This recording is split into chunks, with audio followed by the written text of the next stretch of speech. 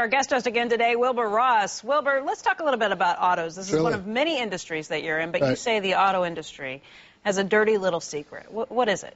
Well, I think it's something that people haven't focused on. We focus a lot on the question negative equity in homes and the credit crisis there. Truth is that when people are trading in cars because of all the financing deals that have been done, negative equity is growing, and what's happening is it's getting rolled over into the new lease.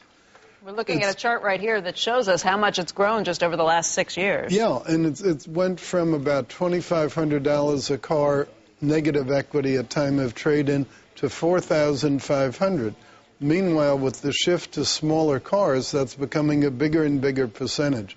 So what's happening is they're getting rolled into longer and longer financing periods. Instead of 4 years or 5 years, you're talking about 6, 7, 8 years? Yes. The latest statistic had been 64 months. You can imagine what a car is worth at the end of 64 months. Yeah. It can't be very much. Right. So what do you think that means for auto sales? We're already looking at a very, very difficult year for auto sales. Well, I think it's yet another problem because our market is a very mature market for cars. There are 3 cars for every 4 people of driving age. And when you take out people who are sick or insane or in prison or something, it practically means it's 1 car for every single person of driving age. So it's really a replacement market.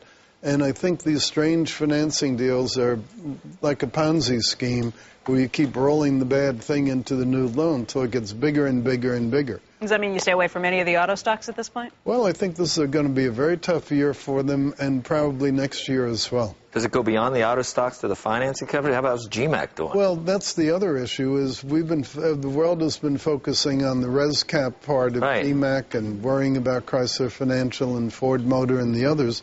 Here's their base business, and if that's what they're doing, think what the subprime auto loan people are doing. What, compared to subprime, this is much smaller, isn't it? Oh, it's much smaller. Okay. That's for sure.